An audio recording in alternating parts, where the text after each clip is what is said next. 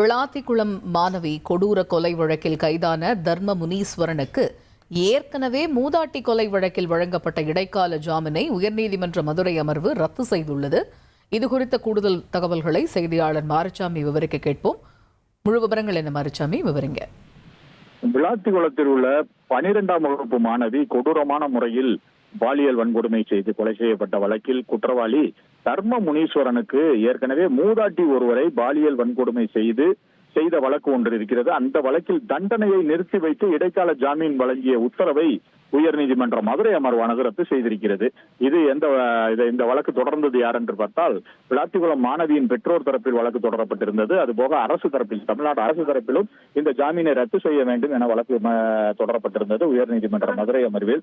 இந்த வழக்கில் தான், அதாவது இந்த மூதாட்டி கொலை வழக்கில் வெளியே வந்திருந்த அந்த தர்ம முனீஸ்வரன் தான் இந்த நேரத்தில் அந்த 12ஆம் வகுப்பு மாணவி வழக்கில் ஈடுபட்டிருக்கிறார். அதில் குற்றவாளியாக இருந்திருக்கிறார். ஆகவே அவரது இந்த இடைக்கால ஜாமீன் உத்தரவை ரத்து செய்ய வேண்டும் என கேட்டிருந்தார்கள். இந்த வழக்கு நீதிபதி ஆனந்த் வெங்கடேஷ் மற்றும் கே ராமகிருஷ்ணன் ஆகியோர் அமர்வு முன்பு விசாரணைக்கு வந்தபோது, தர்ம முனீஸ்வரனுக்கு மூதாட்டி வழக்கில் தண்டனையை நிறுத்தி வைத்து இடைக்கால ஜாமீன் வழங்கிய உத்தரவை ரத்து செய்ய வேண்டும் என பெற்றோர் தரப்பில், அதாவது விளாத்திக்குளம் மாணவியின் பெற்றோர் தரப்பில் உயர்நீதிமன்ற மதுரை அமர்வில் வழக்கறிஞர் திலீப்குமார் ஆஜராகி வாதாடினார்.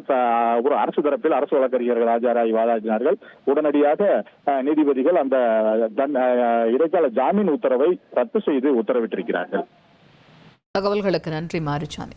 1,27,00,000 மனங்களை வென்ற தந்தி டிவி யூடியூப் சேனல். தவிர்க்க முடியாத தம்ப்நெயில்ஸ், கலக்கலான கான்டென்ட்ஸ். நீங்களும் இந்த குடும்பத்தில் இணைய இப்பவே சப்ஸ்கிரைப் பண்ணுங்க.